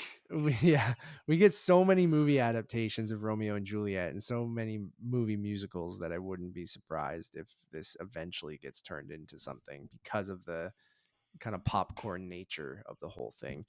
Okay, Eric, let's go through some trailers and news before we wrap everything up. Over the last month, I don't know what exactly I missed, but I don't think there was many trailers while I was gone, really. Like, No, there wasn't a whole lot like of it just I mean Clerks 3, which was already mentioned. which is after I got back. So, there's weird ones like Smile, and which I didn't even know was a movie. The Bros trailer maybe is while I was gone, or maybe that was right before I left. I think we might have talked about that. But yeah, I would say, Clerks 3, Amsterdam, and The Woman King were the three big ones that all dropped on, maybe not of equal, like on the same level, but like all three of those movies dropped trailers on the same day. Which two out of those three I could see 3 out of 3 playing TIFF because of those release dates and stuff. But Well, you think David O. Russell though is not going to get I some know, backlash? that's the one thing, but that hasn't stopped TIFF before. Or the But I film could industry see, in general. Like it feels yeah, like when people talk about it outside of the industry, whether it be journalists or online, like it's a different bubble, right? Like people don't care. Like what they're looking at is like, oh, look at this amazing ensemble cast, all working together, and like that's yeah. kind of like the Movie takeaway, people right? know, but yeah, most people just look at this incredible cast. They don't really pay attention to directors, I don't think. So, and I mean, I think Amsterdam looks good, but like it's just I agree with like David O. Russell's been known to be a fucking asshole for a long time, and then there's all that shit Well, with he his sexually assaulted yeah, his yeah, transgender yeah, niece, so and admitted to it. So yeah, like that's not cool at all. no. So I mean, but look at all these people who are still working with him, right? Like, I mean, but people still Well, work with especially Roman Christian Bale, Polanski right? or Who what saw like him Amy abuse Amy Adams Adams, on yeah, American Hustle or verbally things like abused, that. but Yeah, like, yeah, yeah. and still went back and worked with him, right? So you have people like Taylor Swift who's in the movie and like who's been a huge advocate of, you know, of stuff like that. And that stuff was known about his transgender niece before any of them signed on to that movie, right? So Yeah, or the way he yeah, would abuse people like Lily Tomlin on I Heart Huckabees, or even like stories of like George Clooney after working with him who swore he would never work with that guy again. Like if you yeah. piss off George Clooney, who seems to be one of the most kind of like Yeah. laid back guys, there's something wrong Yeah. there. But again, like I think the one thing I did not like about the trailer, just from the point of view of The movie itself. the movie itself, is I don't know if Emmanuel Lubinski's cinematography is a good match with kind of the chaotic kinetic style of David Of O. O. Russell. Russell. Yeah. Like the way that like we think of Lubinsky kind of working with Alfonso Cuarón and Terrence Malick, that kind of like floating kind of camera that uses a lot of kind of very clean digital kind of And you see that in the cinematography. trailer, right? It doesn't work. Period pieces, I think, in general, need to be shot on film or look like they're shot on film. This just kind of looks like, just talking about seeing stage plays, this looks It's like just like Birdman. a contemporary stage play. Yeah, it Yeah. does. And I don't know if that is the desired effect, because part of it has stage performers with Michael Shannon and Mike Myers being in it, but it just doesn't look like the two sort of styles gel well together. Fair. Yeah, But I again, don't this is just from a disagree. trailer, so So it's hard to say, but yeah, but David O. Russell's a piece of shit. So that's the takeaway. I thought The Woman King looked really cool. I think it's definitely probably gonna show up at TIFF with that September 18th release date. That yeah, seems it probably prime will. for an E1 being one of the distributors, although it's or sorry, producers, but then it's being released by Sony here in Canada, I believe. Yeah. Just like Bodies was also picked up by Sony. Um, But that happens Sony sometimes. Like here. Sony Canada, like they will pick up some of the indie films that don't find buyers in Canada, at the script stage or beforehand. So like, but in the past, like they picked up The End of the Tour, the David Foster Wallace biopic with Jesse Eisenberg and Jason Segel, or In a World with Lake Bell, her Mm-hmm. directorial film. Like movies Mm-hmm. like that where they aren't necessarily being distributed by Sony in America or even elsewhere, but here they'll pick them up. So they do that from time to time. Or Yeah. Tusk, which was another one that they Oh, picked up as really? well. Yeah. But I think Woman King looks great. Viola Davis looks very intense. I'm assuming this is the real life thing that they based the Dora Milaje after in Yeah. Black Panther, right? And then like it but it looks awesome. It looks cool. I'm The definitely down. trailer So does kind of play almost like a 90s historical epic. Like it kind of reminded me a little bit of Braveheart, where like it sure, kind of yeah. feels like, again, like nothing has to be completely historically accurate when you're making a narrative film, but like it kind of has that kind of like 90s throwback quality to it, where like it could be an awards film, it might not be. I know Viola Davis right now kind of said some stuff about film critics, and maybe that's not going to Oh, play did she? well. I didn't Yeah, see I she said didn't see that that. film critics are basically useless because people were criticizing her performance in uh, the First Ladies series, where she plays Mm-hmm. Michelle Obama. And it's weird because Viola Davis, for all intents and purposes, has always been a critical darling. Like she's always been somebody that the critics have always championed. Like Mm-hmm. she should have been nominated for Widows. And it was just weird that she had like this point of view where it was like, yeah, critics don't matter at all, and it's like, oh, okay. I mean, we don't, I guess. No, we're trash. We're just nothing. But speaking of cinema, Clerks 3 dropped the first trailer. Snoochie Boochies. Snoochie Boochies, baby. Which I'm not mad about. I tweeted this. It's exactly kind of what I would expect from this. It's hard to say. I'll take this over like 100% of what Kevin Smith's been doing since Clerks 2. Tusk. Where yeah, I just like it's familiar, it's probably safe. It'll play with, like any legacy sequel lately, play with nostalgia, throwback. I hope it just doesn't repeat the same jokes. I like the meta narrative of Kevin Smith actually, putting in himself into a movie. Like it feels more personal, even Oh, if with the it's heart just attack, the right? heart attack and making the first Clerks movie in the Clerks universe. Like I think that's almost a perfect legacy sequel concept. Is what if the people in Clerks made the Clerks movie? Like that seems like, oh yeah, that's of course that's what this movie is.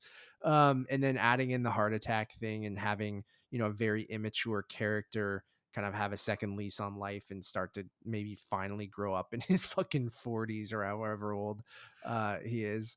Which is the weird thing, because when Kevin Smith Jeff did make Anderson, Clerks, he he was was, young. Yeah. yeah, and so like that's the one thing where it's like, okay, like that's where the meta narrative kind of Breaks. Yeah. breaks a little bit, because yeah, again, because Kevin Smith was this young guy kind of maxing out his credit cards and shooting with friends and rewriting and writing a script, where you have these older guys now that are kind of like quote unquote past their prime, and in But I like Randall. that. I like Randall. I like that Yeah. character. Like I do feel like in that first Clerks movie, he's probably one of the better things. So I agree. And I like, the point of these movies is that they were kind of aimless and they didn't have like, even in Clerks 2, I mean, Randall has that trying to figure out his life and what he wants to do and stuff like that too. And ultimately they want to buy the Quick Stop, and Jay and Silent Bob help them do that. And I like this of being like, maybe later being like, well, now we just work at this fucking convenience store. He has this heart attack. Like I like him much like we talked about in Thor, like finding his purpose and like finding something he's either good at or something like that. So like I'm, say what you want about Kevin Smith. Like I think or that leaving a is kind of, footprint behind, right? yeah, Like yes, having exactly. Yeah. something like when you're gone, to have that one little grasp at immortality. So Whether people can you listen to don't these 100 episodes of the Untitled Movie yeah. Podcast when we're And who dead. were these Like, jerks? our family can go back and go, oh, this is who they were. Yeah, my nephew Ivor will be like, this. My uncle was an asshole. So I don't know. Like I think it's familiar. This is the Kevin Smith that I remember when I was younger really liking early Kevin Smith stuff in the View Askew universe, and like I went back and rewatched a lot of those leading into Jay and Silent Bob reboot, which was not good. But like I'm hoping this is more along the lines of like a Clerks 2 than which still isn't a great movie, but is like it can be fun. And I'm just curious to see if, there'll still be a lot of jokes that don't land. And I feel like there's a good chance it's not a good movie. But if I get like, again, if Kevin Smith puts some of his, personal experiences into this, like I feel like there's a chance it could be old school Kevin Smith that I do actually kind of enjoy, even if he's become this kind of, you know, sort of obnoxious kind of like blowhard. But I like old Kevin Smith, and I even like I'm not one of these people who hate Kevin Smith now. Like I think it, again, even with, he's one of those guys like M. Night Shyamalan that I'm like always kind of cheering for. Like, I think he started off super strong. He had a voice, he had a vibe to his movies, and then he kind of lost that at some point. And then each movie, I'm always like, maybe you're going to get back to that. And maybe Clerks is the thing that brings him back to that. I don't know. But Yeah, I don't know. He's one of those guys where it's like originally it was always kind of cool to root for him because he was an outsider who made it into the Hollywood system, but now it's just like this really kind of horrible facade where it's like, well, he's made it and he's done well for himself, and like, yeah, the heart attack was awful and things like that, but it just kind of feels like he's not, he has everything that he could ever want, and him kind of like going back to the well and saying, hey, I'm still the blue collar working filmmaker that I was 30 odd years ago. Today it just kind of feels disingenuous a little bit at times, and again, like I'm hoping that this will be better than a lot of his output in the last decade or so, and I think that that's where I'm coming from in a more negative way, because from Jay and Silent Bob reboot to, I mean, even Jay and Silent Bob Strike Back, like all of those movies, from I like 2001 to Strike Back. now. Well, when was the last time you watched it? I watched it a couple years ago. I don't know what Okay, I gave it on Letterboxd, but like you just look at, like, again, interesting enough voice when he started, but the more he kind of went on, making movies and having success, the more diluted his career was, and he was never in that same category as someone like a contemporary like Tarantino or even Robert Rodriguez. Like, he was just that guy that kind of made the same movie over and over and over again, and that's not necessarily a bad thing. I mean, Tarantino basically does that too, but I feel like Smith's sort of strength was his writing, but it seemed to get lazier and lazier and kind of more just like stereotypical over time, and he never grew up in any way, and like he's still like a child. The only thing that grew was his bank account. well, then that's what I'm hoping with this, with even the Randall character mimicking him, that maybe we see a little bit of that growing up. I don't know. But like that's my hope in it. Will we get that? Who knows? But Right. like I'm cautiously optimistic, or I'm curious. Like I I really do love that first Clerks movie. I even like Clerks 2 for what it is. Strike Back, I just looked, I gave it a soft pass. It's not a good movie, but like I think my nostalgia plays into a lot of that, where that's why I give it a soft pass, You because I love Mark remember Hamill as um Cockknocker. yeah, like come on. It's It's so really bad. dumb. It's really stupid. But like I don't know. I'm excited. I want to see it. My prediction is that it will play TIFF on the 12th, or the day before it premieres. I bet you it gets a Midnight Madness premiere, maybe either on the, because I looked at that weird schedule he put out for that. He's doing like a road show release for it, right? And I think on the 13th and the 16th he's doing those fandom one night only shows at like cinemas or whatever, and then he's doing a tour for the rest of it. And then there's this weird gap before the Vancouver um shows where he doesn't have any shows, and I know that's why it's playing in theaters and stuff like that. But I have this weird feeling that, he's been at TIFF with Tusk. He's been there for Zach Zach and and Miri Miri. make a porno, that like I wouldn't be surprised if it's one of those night before it comes out publicly, like you can see it at TIFF kind of thing. Um, I'm I was very confident in that with the weird gap he had in the tour. And then I was less confident in that once I realized it comes out in theaters on September 13th. So like unless TIFF did like a September 11th or 12th screening, it wouldn't really make sense to play the festival. But um, I don't know. That's just my prediction for those three movies that we got trailers for. The O. Russell thing, you make a good point. Like they might just not want to touch that, but I Yeah, don't I know. think the Woman King will though. I think that will probably play TIFF just because like there is always that. I mean, you mentioned it a little bit with Clerks, where like there's always that one or two movies that are opening in September that do play TIFF, and it is interesting like with TIFF kind of only releasing so far two titles with both Brother and Glass Onion, the Knives Wait, Out Eric, one sequel. second. Are we in TIFF Talk 2022?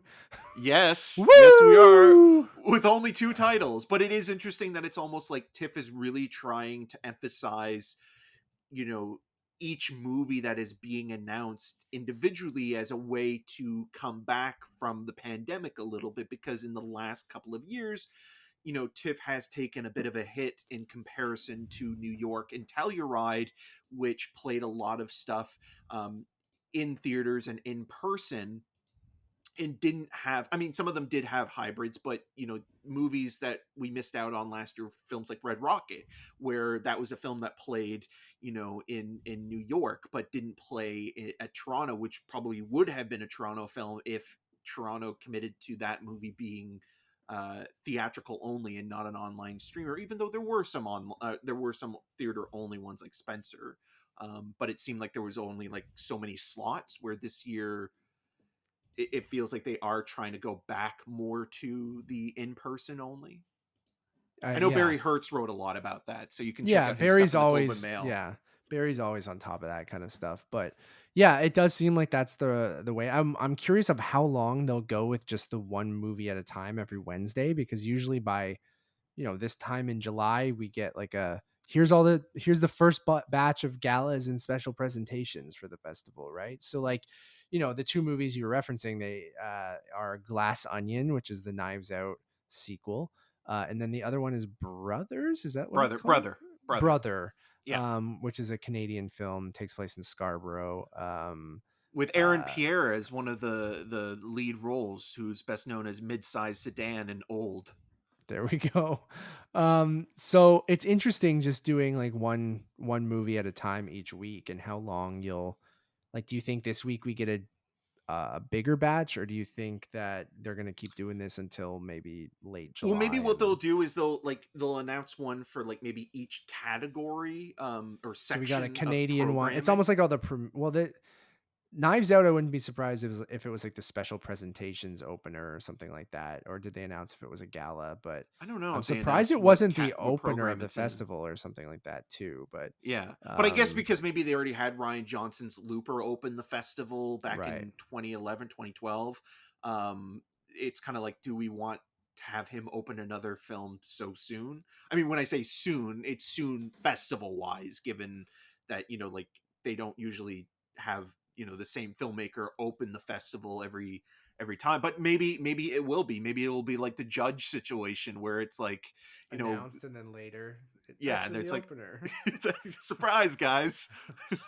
We tried to get something else and they said no, so we'll say So it's the that, Judge. yeah, I don't know. We haven't really done a full predictions or previews or anything No, like because that. Like Venice is coming up as well this month. Venice, I think, is like next week or the week after, and they're going to be announcing their announcing. slate, yeah. Yeah, because Which Venice always starts at the end of August, right, and leads into TIFF. So and we'll be usually able to there is some see like overlap. kind of what movies might play here, because a lot of it is carryover from Venice. So Yeah. that should be interesting. Yeah, I don't know. We've kind of gone through earlier of what we think might play. Like the Glass Onion thing makes total sense. Like, even though it's a new distributor now with Netflix, but Netflix and TIFF have a pretty friendly relationship. So that is totally makes sense. But I haven't really thought about what might play the festival this year. Like I've been so busy, I guess, with other like the wedding and things like that to bring this full circle that like I haven't really been like, oh shit, what could play TIFF this year? Like Circle, triangle, triangle of sadness. yeah, I which have a probably feeling like stuff like that will, like, you look at what played it oh you can like and what can, yeah. will, yeah, trickle over. That doesn't have a release date yet or has a later in the year release date because we're already getting the George Miller movie comes out in August, right? Like The end of August, and then yeah. even Blonde with Ana de Armas like opens. I think it's like September 13th, but I'm almost getting the feeling that Netflix will probably have that play at Venice, Yeah. and then they'll almost dump it the way that they did. I'm thinking of Ending Things, in that they didn't really give it a fall festival launch, and they Mhm. just kind of, because I don't think they know what to do with Blonde because of the NC-17 rating. Yeah, you'd think a festival would be the right route for that. So maybe yeah, Venice does make the most sense. Yeah, like Clerks being the 13th, unless it has like an opening weekend of TIFF thing, like I don't know about that anymore. But like Woman King is the 16th. See How They Run is the 16th. So and then Blonde isn't until the 23rd. So I think it will Okay. play TIFF. I think Blonde and Don't Worry Darling are pretty much locks. Luca Maybe the Guadagnino's film, I think Bones and All, yeah. will probably play the I fall could festival see I circuit. could see Bros, the Nicholas Stoller, Billy Eichner movie as a special presentation. Smile, I don't unless Peter thinks it's really good for Midnight Madness. No. Lyle Crocodile. Which um, could, you never know, in a yeah, gala or something like that. I'm looking Shawn through Mendes, right? So Halloween Ends. Do you bookend with Halloween screenings? You skipped Halloween Kills, but like, do you go to Halloween Ends and bring it back because Peter had the Halloween reboot or Legacy sequel play? I'm just going through stuff with release dates right now. yeah. Mark Forrester's got a movie, not my uncle Mark Forrester, but Mark Forrester always shows up. Um, what else do we got? Black Adam, no. Uh, James Gray's Armageddon Time Yeah, could, which but played at Cannes, James and Gray doesn't usually go to TIFF. He usually goes to New York, that's right? true. Yeah. So I could see that being, but is this a September release? Or no, that's It's October. I bet you October. that goes to New York unless he does both. But usually, um, from my memory, James Gray usually skips TIFF and does New York. Um, you have Amsterdam, the David O. Russell movie, Black Panther. No, Fablemans. Don't think they're gonna go No, the that would be Spielberg. AFI Never. in November, or maybe Yeah, New York. Maybe. Spielberg doesn't usually do like. Did Lincoln or what? What I did think any AFI, recent? like, I think Yeah, he, like, that, which is in November, which would be a better time for it anyways, because it's closer to the release date. yeah. You got The Menu. Could Searchlight movie. Yeah. I could see that playing. Um, Creed 3, no. Strange World, no. I'm just going through everything now before we wrap this up. I forgot about TIFF. And I'll talk about Dragon Ball next week because I think we've covered too much this week. I started watching Dragon Ball, everyone, and I'm going to take you on a journey on this podcast over the next however long it takes me to You're watch gonna hop Dragon on Ball. Nimbus and fly Yeah. around. So I'm watching Dragon Ball. Then Eric's going to join me when I get to Dragon Ball Z, and then I'm sure we'll talk about it weekly of how many episodes we've watched and our experience with Dragon Ball. I did watch it when I was a kid, but Matilda, Violent Night, Women Talking, probably Sarah Polly. Like Polly, that. yeah. Yeah, that's probably going to be there. Spoiler alert: The Hero Dies by Michael Showalter. I don't even know what this is. What is this?